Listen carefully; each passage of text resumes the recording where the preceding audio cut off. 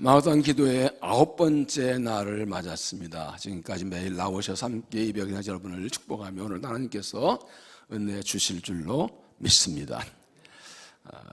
내일은 이제 마지막 날이어서 오후 2시에 모이겠고, 항상 마지막 날에는 안수기도가 있습니다. 기도로 마음으로 준비하시고 나오셔서 기도를 받으시고 또 은혜를 받으시길 바랍니다.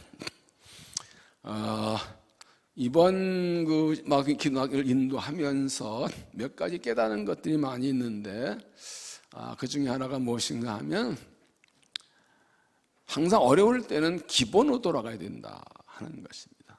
항상 어려울 때는 본질로 돌아가는 것이 해결되는 것을 다시 한번 깨닫게 됩니다. 그래서 이런 말이 있지요. 속도보다 중요한 것은 방향이다. 많이 듣던 말이죠.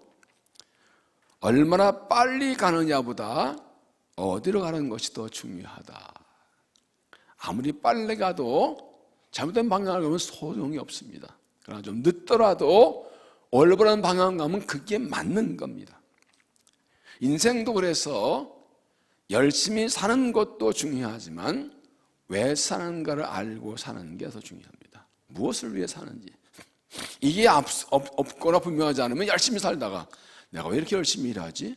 꼭 열심히 이렇게 살아야 되나? 하고 허무해지는 경우가 나옵니다. 그러면 이제 인생을 살아갈 열정이 식어지게 되는 것입니다. 인생의 방향이 잘못되면 열심히 하는데 그게 자기도 힘들고 남도 힘들게 하고 아픔과 손해하고 작은 고난에도 그냥 흔들리고 무너지게 됩니다. 신앙생활도 마찬가지입니다. 신앙생활도 열심히 믿는 것 중요하지만 더 중요한 것은 잘 믿는 것, 바르게 믿는 것입니다. 신앙생활을 바르게 한다는 것은 무엇을 말합니까? 하나의 뜻을 알고 하나님의 마음을 하는 것입니다. 나를 향한 하나의 뜻이 무엇인지, 하나님의 마음이 무엇인지 알고, 내 인생 하나의 뜻이 무엇인지 알고 그것을 따라 살아가는 것입니다. 남보다 잘나거나 잘 나가지 못하도록 하나님의 마음과 뜻을 알고 그걸 따라가면 그게 잘 믿는 겁니다. 특별히 하나님께서 나를 죄에서 구원하시고 하나의 자녀를 삼으신 목적이 무엇인가를 분명히 알아야 됩니다. 하나님께 우리를 구원하신 목적이 무엇입니까? 이사야 43장 1절에 말씀하지요. 내 이름으로 불려주는 7절에 내 이름 불리는 모든 자곧 내가 내 영광 위하여 창조한 자 오게 하라. 그를 내가 지었고 그를 내가 만들었느니라. 하나님의 영광 위해서 우리를 창조했다고 말씀합니다. 이어진 21절에는 이 백성은 내가 나를 위해 지었나니 나를 찬송하게 함이라고 말씀합니다. 우리는 하나 영광에 지음받았고 하나님을 찬송하게 지음받았습니다. 주기도문에서 앞에 기도 제목이 나오죠. 예수님께서 첫째 뭐였어요? 너 이렇게 기도하라. 하나님 우리 아버지 이름이 거룩히 받으시오며 나라가 임하시오며 뜻이 하늘에서 이룬 것처럼 땅에 이루어지게 하옵소서. 우리가 기도할 때 그 다음 네 번째 일용하는 양식 나와요. 하나님께 우리가 제일 먼저 구할 게 일용하는 양식 먹을 고추장 같은데 그 전에 세 가지, 하나님의 이름의 거룩함, 하나님의 나라, 하나님의 뜻, 그거 구하고 그 다음에 이런 양식을 구하라고 그랬어요. 이 세 가지가 우리의 삶의 목적이고 부르신 목적입니다. 이것을 위해 살아갈 때 잘 믿는 것이고 그 사람도 하나님이 일하시고 영광 받으시고 하늘의 상급을 주시는 것입니다.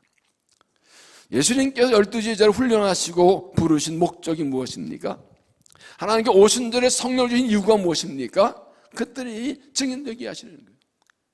여기 성령이 하시면 권능을 받고 예루살렘과 온 유대와 사마리아 땅까지 이런데 증인되리라. 그래서 어제도 말씀드렸습니다. 1장 8절에서 성령을 임하신다 그러고 권능 주신다 그러고 증인되라고 하셨습니다.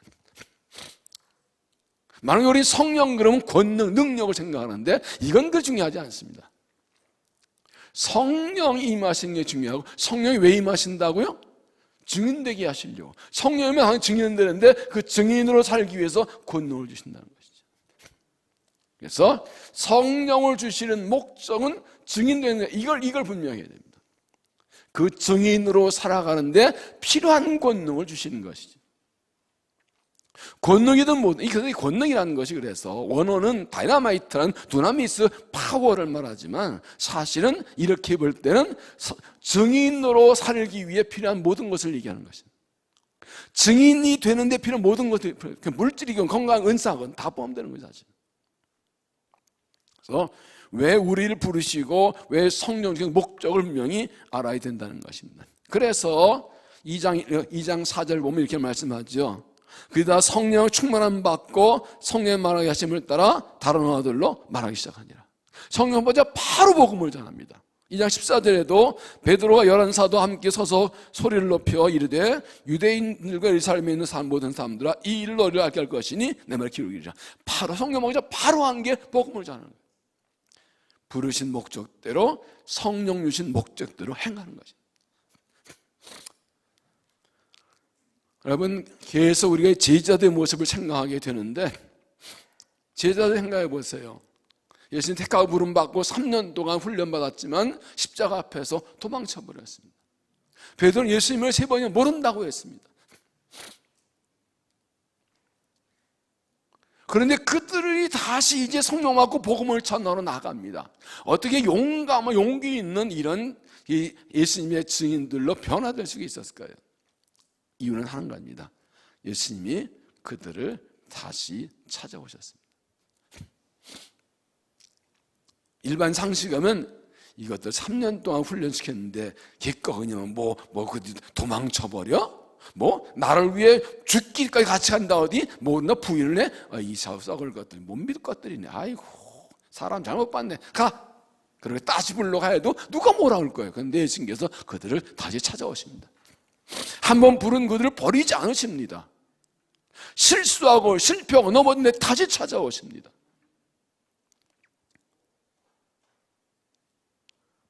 그들이 모인 곳에 찾아오시고 요한복음 20장 보면 모인 곳에 유대인들 둘에 숨어있는 곳에 찾아오시고 성령을 받으라.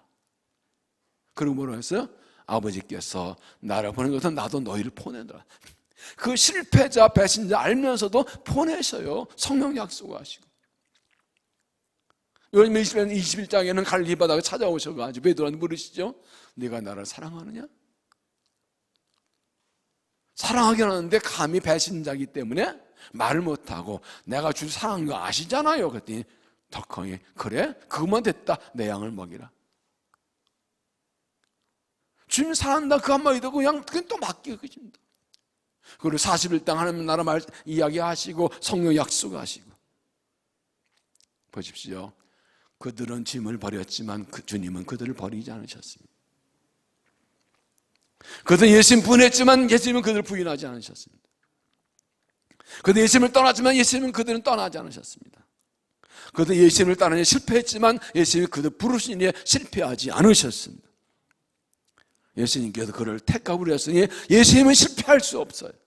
하나님의 아들은 실패할 수 없어요. 실패자, 패배자, 배신자들 불러서 다시 만나시고 사랑하게 하시고 성령 주소라도 거기 부르신 목적대로 택하신 목적대로 복음을 전하게 만드신 거죠. 성령을 주시고 주를 위해 다시 부르신 대로 일하게 만드신 거죠.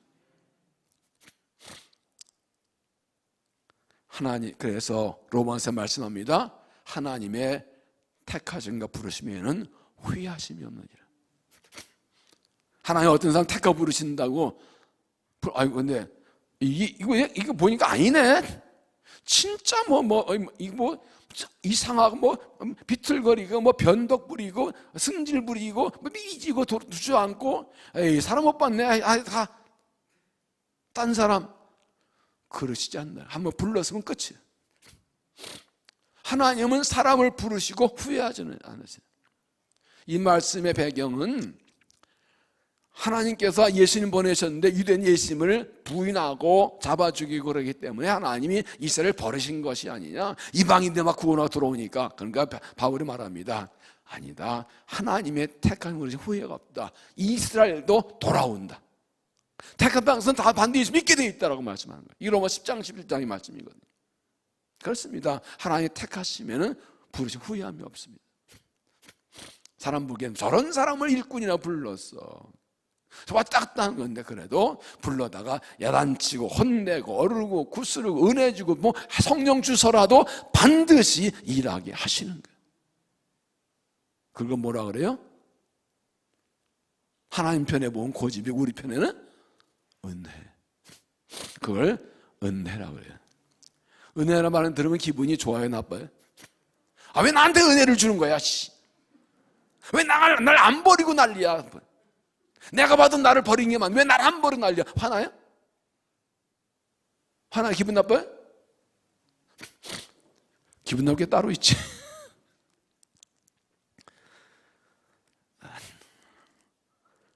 우리가 실패해도 하나님은 실패하지 않으십니다. 우리가 주를 떠나도 하나님은 우리를 떠나지 않으십니다. 우리가 주를 버려 주님을 버리지 않습니다. 반드시 다시 불러 세우시고 은혜 주십니다. 그 증거가 오순절 성령 사건이에요. 그게 오순절 성령 강림의 사건. 결국은 부르신 대로 결국은 성령으로 사용하시고 만 거예요. 관건은 여기 있습니다. 이번 주제가 뭐예요? 예루살렘을 떠나지 말라. 이게 참 의미가 있어요. 이 다락방에 모인 제자의 수를 채운다는 말씀할 때 말씀드렸는데, 베드로와 가룟 유다의 차이가 뭐라고요? 가룟 유다는 예수님을 팔아먹고 그게 잘못 깨달았을 때 양심에 가책받아 후회했지만 목매어 죽었어요. 그 자기의 잘못을 깨달은 그 고타에 하나님은 없어요. 양이 가책받고 죽은 거예요. 베드로는요, 예수님을 부인할 때 닭이 울었어요. 그때 성경은 예수님의 말씀이 생각나서 그랬어요. 네가 나를 위해 나를 떠나지 않고 중전을 간다고? 아니야, 네가 오늘 밤 닭이 울기 전에 나를 부인할 거야. 그 말 생각나도 통곡하며 울었다. 이거 회개지. 또 하나 있어요. 베드로는, 그리고 제자들은 떠나지 않았어요. 유대인들을 두려워해서 한 곳에 모여 있었지만 그들은 흩어지지 않고 제자라는 공동체를 이루고 있었어요. 그들의 모든 것에 찾아오셨고, 사실 하나님 나라를 말씀하시고 또 말씀하십니다. 예루살렘을 떠나지 말라. 하나님 편에서는 실패하고 넘어진 사람을 끝까지 버리지 않는 것이 은혜인데, 믿음은 무엇이냐? 내가 그 하나님의 사랑과 선택을 믿는다면 실패하고 범죄해서 넘어 쓰러졌어도 결코 주를 떠나지 않는 거예요. 믿음의 자리, 부르심의 자리를 지키고 있는 거예요. 그래서 그때 말씀해서 좀 뻔뻔할 필요가 있다. 죽을 지지고 잘못했어요, 용서해 주세요, 통회개하고 또 그러면 탕자의 아버지처럼 그냥 받아주시는 거예요. 그렇게 죄를 짓고 넘어지고 실패하고 그랬는데 불구하고 뻔뻔하게 밀고 들어왔더니 받아줘서 집 나가고 아버지 산 다 팔아먹고 아버지 속을 막 긁어놓는데 불구하고 멀쩡하게 아들 자리에 앉아 잔치를 즐기고 있는 사람이 누구냐? 그게 누구라고요? 나. 탕제비 보면요, 참 재밌어요. 성장만 할 때 이 말씀을 나는 기억하실 텐데, 아들이 아버지, 나는 하늘과 아버지께 죄를 지었으니 아들이라 일컬음 받을 자격이 없으면 나를 종으로 써주세요. 품꾼으로 봐주세요. 참 표로도 낯짝이 있지, 당연하잖아요. 그런데 아버지는 아니다 하고 잔치 벌이고 송아지 잡고 옷 갈아입히고 반지와 신발 아들 짐을 해가지고 여기야 잔치자, 내 옆에 앉아, 너 내 아들이야. 아들 자리에 앉혀놨어. 그런데 이 아들 생각에 난 아들 자격 없는데 나는 종인데 그리고 안다가도 이러고 있으면 웃기는 것. 그때는 아멘하고 그 사랑 받아들이는 거예요. 뻔뻔하게 감사합니다 하고 아들로 살아가는 거예요. 더 아버지 사랑하면 되는 거죠. 그게 은혜 입은 자의 모습이에요. 그래서 우리는 오늘도 주의 은혜를 구할 수 있는 거예요. 입있는 가족 부르심에 순종하고 충성하는 믿음이 되시기를 바랍니다. 그럼 하나님 우리를 부르시고 택하신 목적이 무엇인가? 십자가에 죽으시고 부활하다 구원하신 목적이 무엇인가? 제자를 부르신 목적이 무엇인가? 마태복음 4장 19절 보면 나를 따라오라, 내가 너희를 살아남는 어부가 되게 하리라. 마가복음 16장 15절에도 너희는 온천에 다니며 만민에게 복음을 전파하라. 이것이 우리를 부르신 목적이고 성령을 주신 목적이에요. 오늘 말씀의 제목이 우리는 다 이 일의 증인이라.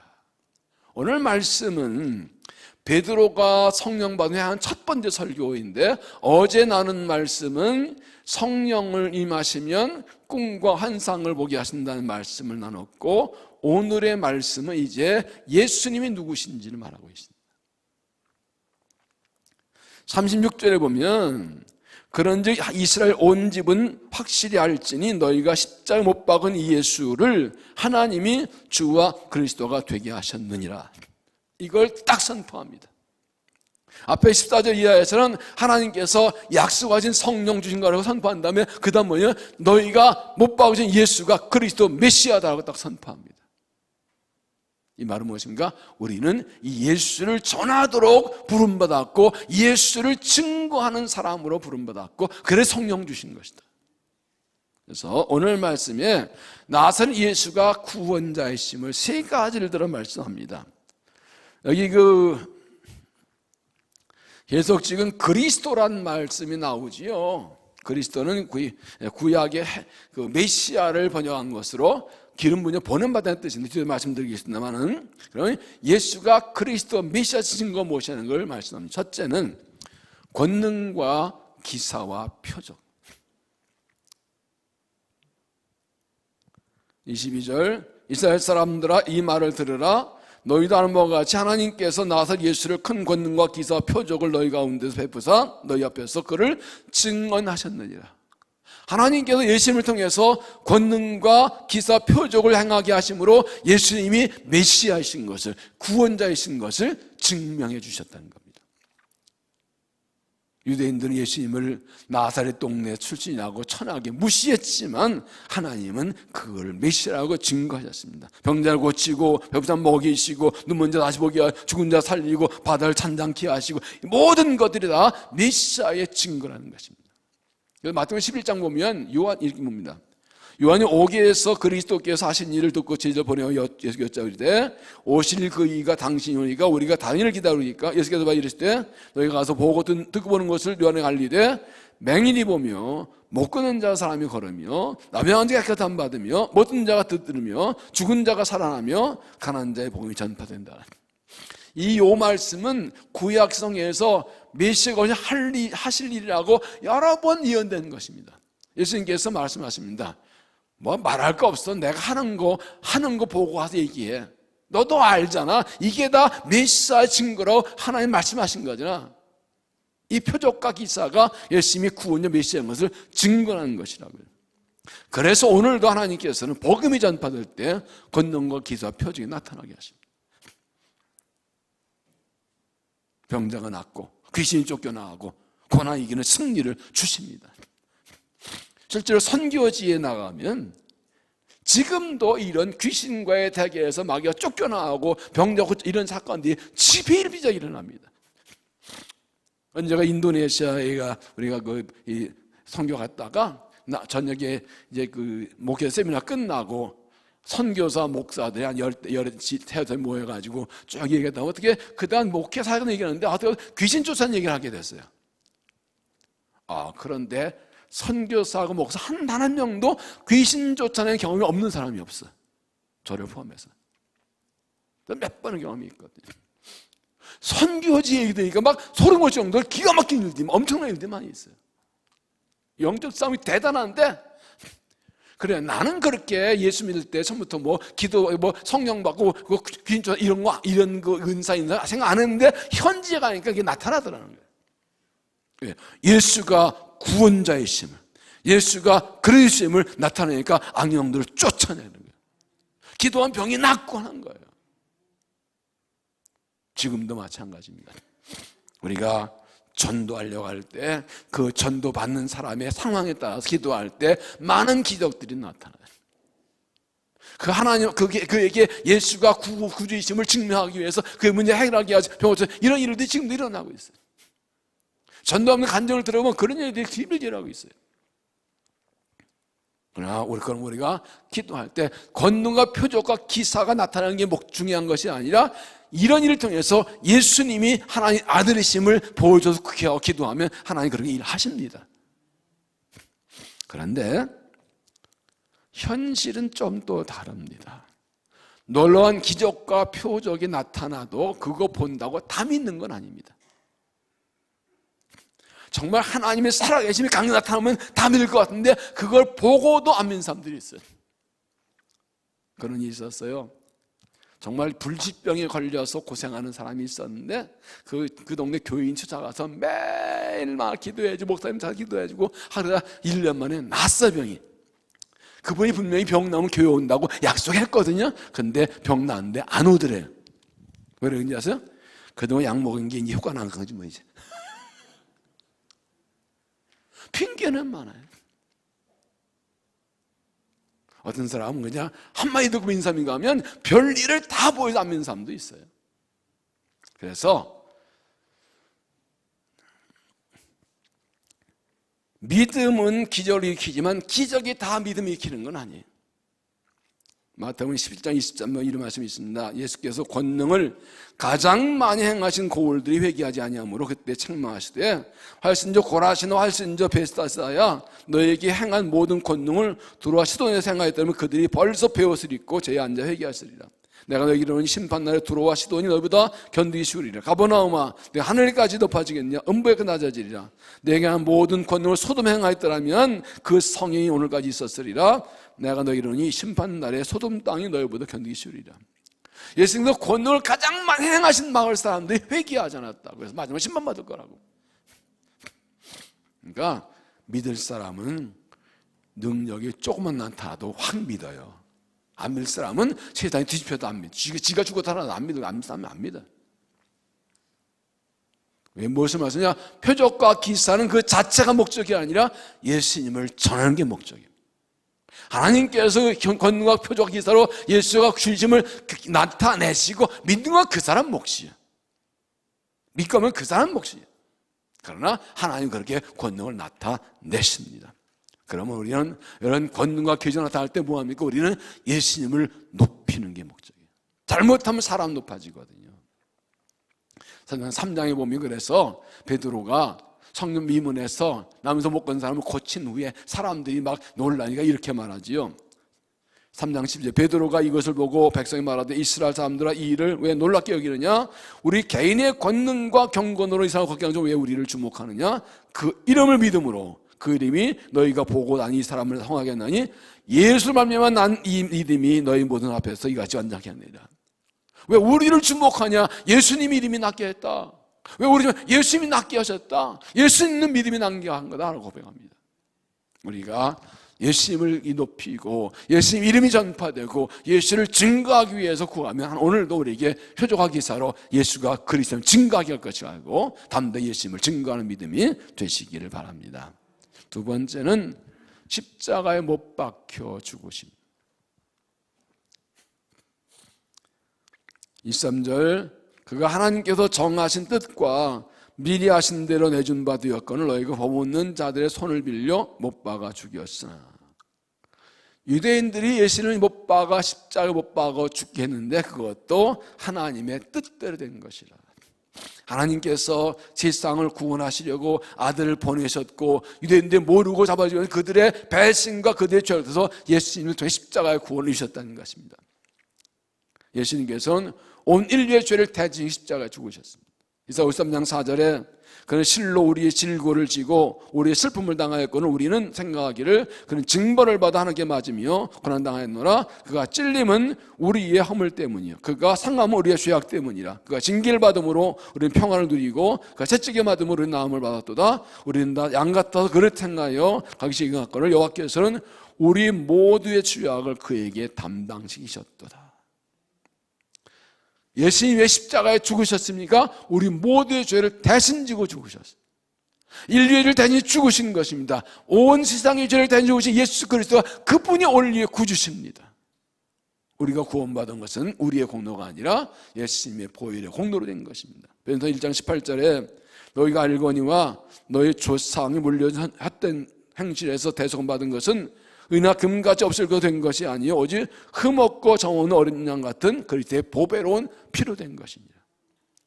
죄 없으신 하나님의 아들께서 우리를 죽이고 십자가 죽이 피 흘리심으로 그 피로 용서와 구원을 받았습니다. 예수님께 왜 이렇게 인류의 죄를 대신 십자가 죽으셔야 했습니까? 사람이 스스로 죄를 해결할 수 없기 때문입니다. 로마서 3장 23절 있지요. 원수는 죄를 범하였으며 하나님 영광 이루지 못하더니 그리스도 예수 안에 있는 성령 말미암아 하나님의 값없이 의롭다 하심을 얻은 바 되었느니라. 인간의 노력과 수고로는 죄를 벌 수 없기 때문에 죄 없는 하나님 예수님께서 대신 형벌을 지고 죽으신 것입니다.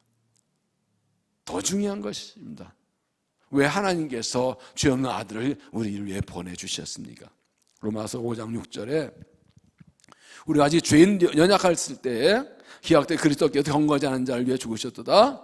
이를 위해 죽는 자가 쉽지 않고 선인 자를 위해 죽는 있거니와 8절 다 같이 읽는다 시작. 우리가 아직 죄인 됐을 때 그리스도께서 우리를 위해 죽으심으로 하나님께서 우리에게 대한 자기의 사랑을 확증하셨느냐. 우리가 아직 죄인 되어 있을 때, 우리의 힘으로 죄를 벗어 멸망을 달려고 했을 때 하나님께서 아들을 주심으로 하나님 우리를 사랑하시는 것을 증명해 주셨다. 그래서 십자가에 죽인 예수님은 하나님의 사랑의 증거예요. 내가 너를 이만큼 사랑한다. 내가 너를 사랑한다. 여러분, 어떤 사람을 사랑하려면 증거가 필요해요. 말로는 다 아니에요. 사랑은 말이 아니에요. 하나님께서는 말로 내가 너를 사랑한다 안 하시고, 내가 너를 사랑해서 내가 죄의 때문에 멸망하다 지옥으로 떠난 거 볼 수 없어서 내가 내 아들을 주었다. 너 하나 사랑해서 내가 내 아들을 대신 주겠다. 네가 죽었는데 네가 죽는 게 내가 볼 수 없어서 너를 살려고 내 아들을 주게 했다. 마틴 루터는 말합니다. 하나님께 이 세상에 사랑할 수 있는 사람이 나 한 명인 것처럼 모든 사람을 사랑하신다. 이 세상에 구원받을 사람이, 구원받을 죄인이 한 명만 있었어도 하나님은 예수님을 보내셨을 것이다. 믿습니까? 아니, 3명 가지고 뭘 10명이 있어야지. 내가 하나의 아들인데 한 10,000명 위에 죽고 10,000 위에지 10명 위에 죽을까? 그거 없다는 거예요. 모든 사랑하실 때 하나님께서는 우리를 위해, 아니 나를 위해 죽으셨다. 이 세상에 멸망받을 죄인 나 하나밖에 없어도 예수님 오셨을 거예요. 나를 위해서. 믿습니까? 믿습니까? 이거 깨달으면요, 이게 구원의 은혜가 얼마나 귀한 건데요. 내가 뭐라고요? 하나님의 아들이 생명대를 벌정도 내가 그렇게 귀한 존재인가요? 하나님께서 나를 하나님 형상을 창조하셨기 때문에 나를 사랑하셔서, 나를 사랑하는 증거로 예수님 보내주셨다. 할렐루야. 그래서 이 세상에 예수밖에는 구원이 없는 겁니다. 36절 하셔 보십시오. 그런즉 이스라엘 온 집은 확실히 알지니 너희가 십자가에 못 박은 예수를 하나님이 주와 그리스도가 되게 하셨느니라. 자, 보세요. 예수란 말이 나오죠. 예수는 하나님은 구원이라는 뜻입니다. 근데 이 당시에 이게 많이 쓰는 이름이었어요. 여호수아, 호세아, 엘리사 다 같은 뜻입니다. 나사렛 영예에서 이건 이 구원이라는 뜻이죠. 마태복음 1장 21절에 아들 낳은 이름 예수라고 자기 백성을 죄에서 구원함이라고 했는데 원래 이건 그런 뜻인데 많이 쓰는 이름이었어요. 인간으로서의 이름. 그런데 예수가 뭐라고요? 그리스도라고요. 그리스도는 구약의 메시아를 헬라어 번역한 것입니다. 그리스도는, 그래서 이것은 기름 부은 자, 버림받는 뜻입니다. 그래서 신앙은 무엇인가? 예수가 그리스도시다. 이게 신앙, 복음입니다. 예수가 그리스도. 나사렛 하는 예수. 여러분 요번 1장 보면 이 안드레아 빌립 예수님을 만난 후에 나다나엘에 가서 자기 형 베드로를 전도하고 나다나엘에게 가서 예수 만났다고 그러잖아요. 근데 나다나엘 뭐라 그래요? 나사렛에서 선한 것이 나겠느냐. 나사렛은 갈릴리 이 북쪽 지방에 이 윗동네를 거기 아주 서민 지역, 우범 지역이에요. 천민 지역이에요. 이 사람은 머리가 멀어요. 그 갈릴리 출신의 고관들은 별로 없어요. 나사렛 동네, 그러면 갈릴리? 갈릴리에서 왔어? 이런 거예요. 그냥. 나사렛? 거기 어디야? 별로 안 쳐줘요. 그런 거 있다는 거 아는데 예수? 알았어. 그런 사람이 있지. 그냥 평범한. 그런데 하나님은 그 예수가 그리스도시라고 그랬어요. 예수님의 부르심받고 부름받은 제자들, 십자가 부활을 경험한 자, 성령 받은 제자들 나와서 말이야, 예수가 그리스도시다. 우리의 십자가에 치유 죽으신, 우리의 죄를 대신 예수, 그분이 구원자이시다. 이것을 선포하는 거예요.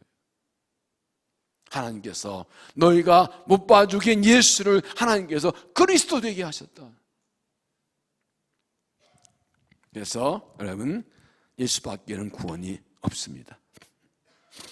예수밖에는 구원이 없습니다. 100번쯤은 말해도 부족함이 없어요. 지나침이 없어요. 요한 14장 6절에 예수께서 이르시되 곧 내가 곧 길이요 진리요 생명이니 나를 맘지 않고는 아버지가 올 자가 없느니라. 많이 봐줘서 예수님 말고도 조금 착한 일 많이 하면 고마워도 없어요. 나를 맘지 않고는, 나를 통하지 않고는 구원이 없다 해서 잘라놨었어요. 이건 타협할 수가 없어요. 이건 타협이 있을 수가 없어요. 단 하나의 길이에요. 이 구원은 생명의 문제, 죽고 사는 문제예요. 영생의 문제예요. 아니 기독교도 천주교도 불교도 유교도 아무거나 믿으면 다 좋은 데 가는 거지. 아니요. 예수 외에는 천국한 길이 없어요. 가끔 이제 이 장례식이 이렇게 가게 되면 참 고난할 때가 있어요. 이 믿는 우리 성도들이 안 그런데 그 가족들 중에 어떤 분이 와서 목사님, 우리 어머니 또 우리 아버지 사실 때 나쁜 일 안 하셨으니까 좋은 데 가셨겠지요. 그렇게 나한테 물어보면 뭐라 그럴까요? 예, 그러지만 그건 사람끼리 대화하지만 성경 뭐예요? 예수 외에는 구원이 없어요. 상대방만 기분 좋게, 기분 맞춰주려고 예의 좋게 해줄 수가 없어요. 그건. 성경이 말하는 구원, 영생 문제는 딱 성경이 정한 대로예요. 그러게 우리가 이 예수를 전할 수밖에 없는 거예요. 이 길밖에 없으니까 이 생명의 길을 알려줘야 되지요. 성령 주신 목적이 뭐냐고? 예수를 전하라고 주신 거예요. 증인되라고 성령을 주시는 거예요. 사도행전 4장 12절에도 다른 이로서는 구원받을 수 없나니 천하 사람 중에 구원받을 만한 다른 이름을 우리에게 주신 일이 없습니다. 예수 이름 외에는 구원을 하나님이 주신 일이 없대요.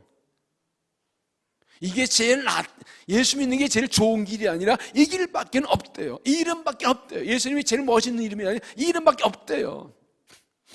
그래 우리가 죽다 살다 믿음 지키는 거 아니에요? 그래 죽다 살다 복음 전하는 거 아니에요?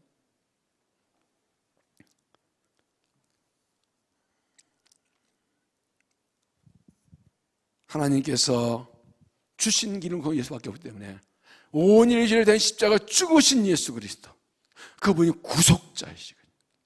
여러분, 그 구원에 대해서 성경에 구속이라는 말도 나오고 속량이라는 말도 나오죠. 이 속량 구속이 뭐냐면 이게 뭔 뜻인가 하면 노예를 몸값 주고 사서 풀어주는 게 구속이에요. 리딤이라고 그러죠. 그래서 예수님을 리디머, 구속자라니 거기 있는 거예요. 노예가 있어요. 노예는 사람도 아니에요. 재산이에요. 옛날에는. 그래서 노예는 돈 주고 사고 팔잖아요. 그런데 그 노예를 돈 주고 사서 그를 풀어주는 게 속량이에요. 실제로 그런 일이 있었다고 그래요. 미국에서 흑인들 노예를 팔고 살 때 링컨이 그랬다고 하던가요? 뉴올리언즈하고 남부에 큰 노예시장이 있는데 한 사람이 가서 보니까 30대인데 사업을 하려고 돈을 가지고 왔는데 30대 초반, 20대 후반 그 여자 흑인 노예인데 갓난애 애기 하나 있어요. 근데 사는 사람이 애기 성가시다가 애긴 때려고 엄마만 사가는 거예요. 이게 짐승을 생각하죠. 생리별을 하는 거예요. 막. 그러니까 이 여자가 막 통곡하는데 어떻게 할 수가 없잖아요. 그런데 그거 보고 이 남자가 너무 마음이 짠해가지고 사업자금까지 털어가지고 여자를 샀어요. 그런 노예 증서를 받고 짝짝 찢어버리면서 당신 자유로 가라고 애하고 보내버렸어. 잘했죠? 그 당시 흔한 일이 아니에요. 얼마나 보니까 그 여가 쫄쫄 따라오네? 왜 따라오냐고, 당신 자유로 가라고. 당신, 아니, 내가 노예증서 찢었잖아. 당신 자유에 가. 그랬더니 이렇게 하는 거예요. 전에는 내가 내 의사와 상관없이 돈에 팔렸지만, 당신이 나를 사서 조건 없이 풀어줬으니 내가 이제 그 은혜에 감사해서 내가 스스로 당신의 종이 되겠습니다. 똑같이 섬기지만 의미는 달라요. 전에 팔려고 지금은 은혜 갚느라고 내가 섬기는 거예요. 이게 신앙이에요. 이게 구속, 이게 속량이에요. 나를 죄에서 구원하시려고 이 대가를 치르신 분은 예수님 한 분밖에 없어요. 온 인류의 죄를 대신 십자가에 지신 분은 예수님밖에 없어요. 그래서 예수님만이 구원이세요. 예수님은 이 예수님을 전하라고 우리를 부르시고 우리에게 성령을 주십니다. 그래서 성령 받은 사람은 다 예수의 증인되는 것입니다. 세상의 죄를 지고 십자가에 죽으신 예수 그리스도를 이분이 예수 구원이시라고 남들이 전하는 그리스도의 증인들이 되시기를 바랍니다. 세 번째는 가장 중요한 것인데, 죽음에서 다시 살아나신. 죽음에서 다시 살아나신. 24절, 하나님께서 그를 사망에서, 고통에서 풀어내 살리셨으니 이는 그가 사망에 매일 수 없었습니다. 하나님께서 인류 죄에서 구원하시려고 세상 보내셨는데 유대인들 알아보지 못하고 십자가 못 박혀 죽게 하셨습니다. 하나님께서는 그걸 허락하신 후에 다시 살리십니다. 왜요? 하나님의 아들이 사망에 매여 있을 수 없다고요. 전능하신 하나님의 아들이 죽음에 매여 있으면 하나님 아니지. 그죠? 인류의 죄를 위해, 우리의 구속을 위해 죽게 하셨지만 다시 살리심으로 하나님의 아들이 참 죽음의 권세 묶일 수 없다. 그래서 풀어내셨다는 거예요. 여러분, 예수님은 예수님을 우리 죄를 대신 죽게 하시고 다시 살아나게 하셨습니다. 그래서 인류의 구주이심을 증명하셨습니다. 그래서 죽으시고 부활한 예수 그리스도만이 우리 구원이십니다. 이 부활의 주를 믿는 게 신앙의 최종입니다. 고린도 15장 17절 보면, 그리스도께서 다시 살아나신 일이 없으면 너희 믿음도 헛되고 너희가 여전히 죄 가운데 있을 것이요, 또한 그리스도 안에서 잠잔 자도 망하였으리니 만일 그리스도 안에서 우리가 바라는 것이 다만 이 세상 3분이면 모든 사람 가운데 우리가 더 불쌍한 자이리라. 그러나 이제 그리스도께서 죽은 자 가운데 다시 살아나사 잠자는 자 천열매에 드셨다. 두 가지입니다. 하나는 만약 죽으시고 부활하려면 우리는 또 죄 가운데 있을 것이다, 이런 겁니다. 예수 십자가는 우리의 죄를 다 속죄하셨습니다. 지나간 죄를 다 용서하셨습니다. 그런데 그 후에 우리는 또 죄를 짓습니다. 죄를 이길 수 있는 길이 없습니다. 마치 이런 겁니다. 너무 힘들어서 빚을 무지졌는데 마음 좋은 사람이 와가지고 빚을 갚아줬어요. 근데 빚은 갚았는데 살아갈 수 있는 능력이 없어서 또 빚을 지게 되는, 똑같은 거예요. 그런데 예수님이 죽고 부활하심으로 우리에게 죄를 이기는 힘을 주셨어요. 부활하심으로 죄를 이기는 길을 열어주셨어요. 예수님께서는 죄와 죽음과 마귀 이기고 부활하셨거든요. 그리고 더 나아가서 우리도 죽으나 부활하는 천국의 영생의 소망을 주셨어요. 예수님 3년 첫 열매로 우리도 죽으나 살아나고 영생할 겁니다. 이미 영생을 받았습니다. 그래서 로마서 4장 25절 이렇게 말씀합니다. 예수는 우리가 범죄한 것 때문에 나의 되었고 또한 우리를 의롭다 하기 위하여 살아나셨느니라. 우리의 죄 때문에 죽으셨고 우리가 살아나심으로 그 예수 믿는 자는 하나님께서 예수를 믿는 사람 보고 의롭다고 인정해 주시는 것입니다. 그래서 이 부활한 주를 믿는 것만이 유일한 구원의 길입니다. 32절에 보면 이 예수를 하나님 살리신지라 우리가 다 이 일의 증인이로다. 잘 보시, 베드로가 지금 십자가에 죽으신 예수가 아니라 부활하신 예수를 증언을 보십시오. 예수를 살리신지라 우리가 예수의 부활의 증인이다. 여러분 철저히 사도행전을 보시면 제자들의 선포의 핵심은 부활입니다. 죽으시고 부활하셨다. 우리가 부활의 증인이다. 부활의 증인인데 이거 계속 말합니다. 여러분 그 패션이라는 영화 많이 보셨죠? 패션 크라이스트. 한동안 아주 엄청나게 많이 봤지요. 예수님 십자가의 고난을 정말 리얼하게 표현해서 많이 감동받고 찔림받고 눈물 흘리고 그랬잖아요.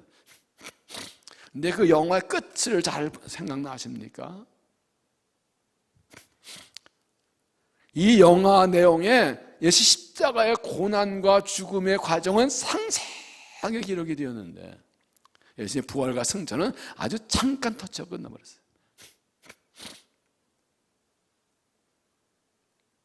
여러분, 예수 십자가 죽음과 부활이 다 똑같이 중요하지만 어떤 게 더 중요할까요? 부활이 없으면 십자가는 의미가 없어요. 십자가 죽음과 부활이 있어야 그게 진정한 십자가인 거예요. 그게 승리고 소망이잖아요. 왜 그런가 하면요, 그 만든 이 벼가 누구죠?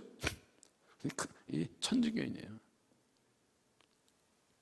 천주교 십자가는 거의 대부분 예수님이 십자가에 지은 그 모양이, 그 형상이 십자가에 있습니다.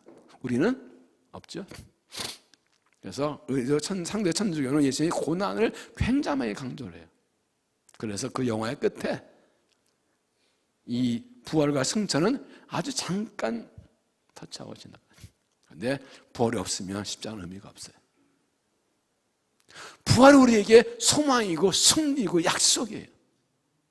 죽음이 부활하시면 우리도 죽으나 살고 죄와 마귀와 죽음을 이긴다는 것을 우리에게 알려주고 그 약속과 능력을 주셨어요. 부활하신 예수가 우리의 소망이고 능력이에요. 부활하신 예수가 인류의 소망이고 구원이에요. 부활이 없으면 우리 아무것도 아니에요. 예수님 부활이 없으면 이 땅에 살다가 죽어도 천당 갈 길이 없는데 무슨 소망이고 영생이고 무슨 뭐가 있어요. 부활이 없고 천국, 하늘나라 약속이 없어 이 땅에서 뭐토록 의롭게 정적에 살아요. 선해보면 살아요. 천국에 상급도 없는데, 하늘에 상급도 없는데 나만 손해지. 남들 다 죄지 그지만도 욕심 부리면서 할 거 다 하고 하는데 예수 믿는다고 못하서 그거 말하고 손해지. 그런데 우리에겐 영생이 있고 상급이 있어. 부활의 주님이 있어. 우리는 죄를 이기고 욕심을 이기고 사는 거예요. 그래서 부활의 주님이 소망이고 구원이신 것입니다. 그래서 부활 신앙으로 사는 사람들은 결코 낙심하고 절망하지 않습니다. 어떤 고난에도 흔들리지 않습니다. 어떤 환난이어도 절대 낙심하거나 주저앉거나 물러가지 않습니다. 예수님 말씀하시죠. 너희가 세상에서는 환난당하라 담대라 내가 세상을 이겼노라. 고린도 15장에도 우리에게 이김을 주신 하나님께 감사한다. 너희 수고 헛되지 아니할 것이라고 말씀합니다. 사망 너희 쏘는 그 무엇이냐? 죄의 권능 사망이라. 그러나 죽으셔 버려 예수 그리스도 우리 권능의 능력이시. 너희 수고 헛되지 않을 것이니 주 일에 더욱 힘쓰고 견고하라 말씀하지. 예수님을 잡힐 때 도망쳤던 제자들, 예수님을 부인했던 베드로도 다시 일어나서 이 예수를 전해야 되는 것은 부활의 주님을 만났기 때문이에요. 내가 살아났다 만나 주셨다고. 그 부활의 주님 사명을 주셨다고. 우리는 부활의 증인으로 사는 거예요. 부활의 승리 믿고 부활의 예수님을 전하는 거예요. 이게 성령 주신 목적이라고요. 그래서 오늘 말씀 사도 베드로는 나는 이 예수의 부활의 증인이라고 말씀하고 있습니다. 사도 바울은 말씀 부활의 증인자는 죽은 자 같으나 살인 자고 없는 자 같으나 있는 자이고 유명한 자와 유명한 자라고 말씀합니다. 주의 부활을 믿는, 부활을 믿는 믿음을 가지고 이 부활의 주님이 온 인류의 구주시라고 담대히 증거 살아간 믿음이 되시기를 바랍니다. 이 부활의 신앙으로 승리한 믿음이 되시기를 바랍니다. 32절 다시 보면 이 예수를 하나님 살리신지라 우리가 다 이리의 증인이로다. 잘 보시면 증인한 말이 중요합니다. 지금 베드로는 이 말씀을 통하여 예수가 구주시라 구원자시라고 설명하거나 설득하지 않습니다. 내가 봤다 그럽니다. 내가 경험했다. 증인은 무엇입니까? 보고 들은 사람이에요. 증거가 뭡니까? 내가 보고 들은 것을 경험한 것을 전하는 거예요. 내가 예수님을 만났다. 십자가의 사건을 봤다. 부활을 봤다. 내가 보고 아는 예수 전한다. 내가 증인이야. 내가 증인. 증인은 배운 것을 말하는 사람이 아니라 보고 듣고 알고 경험한 것을 있는 그대로 말하는 사람입니다. 법정에서 증인을 세울 때 뭐 공부 많이 한 사람, 소설 추리력이 좋은 사람을 세웁니까? 아닙니다. 그 사건에 대해서 알고 있는 사람을 증인을 세웁니다. 당신 아는 대로 본 대로 말하라고. 본 거 아니면 증거 효력이 없습니다. 이게 증인입니다. 바울은 말합니다. 이 예수를 안에 살리신지라 우리가 다 이 일의 증인이라. 우리가 예수님을 만났고 예수님과 함께 살았고 십자가 죽으심을 받고 부활을 봤다. 그분 만났고 들었다. 우리가 이것을 한다. 예수가 그리스도라.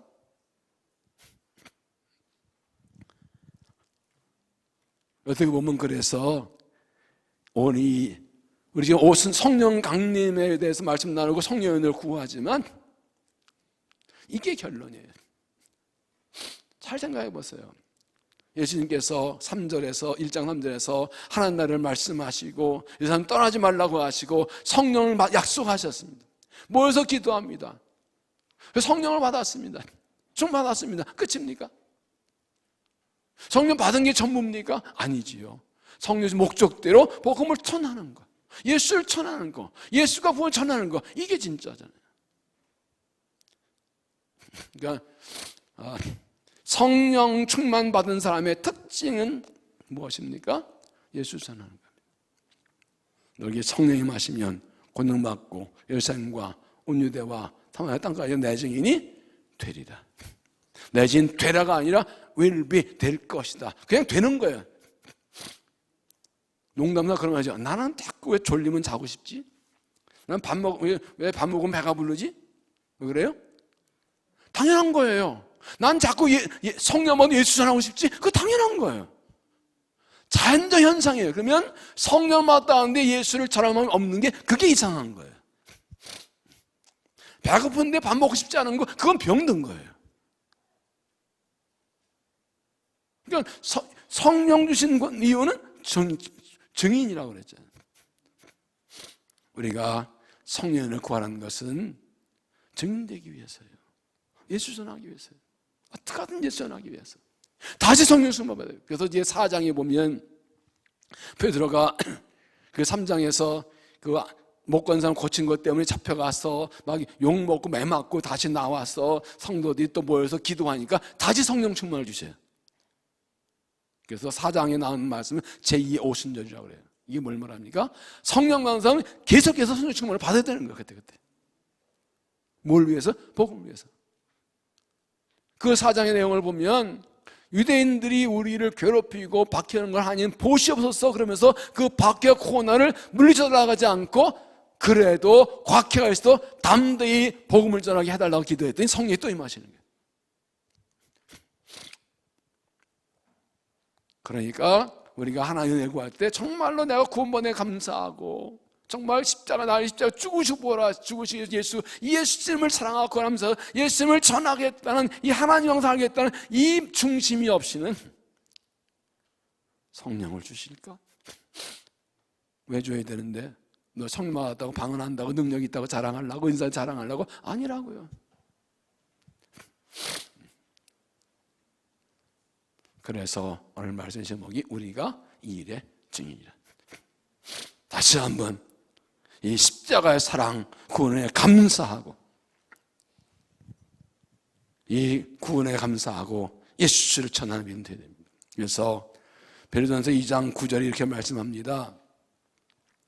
그러나 너희는 택하신 족속이 왕같은 사람들이요 거룩한 나라요 그의 소유된 백성이니 이는 너희를 어두운 데 불러내어 그의 기름에 들어가게 하신 이 아름다운 덕을 선포하게 하시며 우리를 구원하신 목적이 나를 구원하신 예수님의 십대 복음을 전하려고 구원하셨다. 예수 그리스도가 구원이십니다. 권능과 표적으로 예수 하나님 안에 증명하셨습니다. 십자가에 죽으신 예수가 우리의 죄를 진 예수, 그 예수가 우리의 구원이십니다. 죽고 부활한 예수 그리스도가 구원이십니다. 그래서 교회는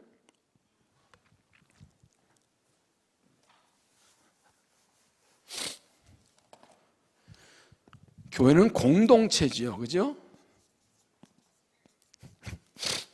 구원받은 성도의 모임이 공동체지요. 어떤 공동체? 세 가지예요. 첫째는 성령 공동체예요. 오신데 성령이 임하셔서 성령 받은 분이 모여서 된 것이 교회잖아요.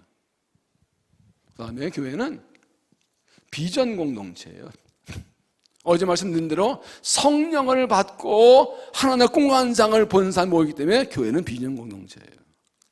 또 하나는 그래서 증인 공동체. 그 비전이 뭐예요? 하나님 나라잖아요.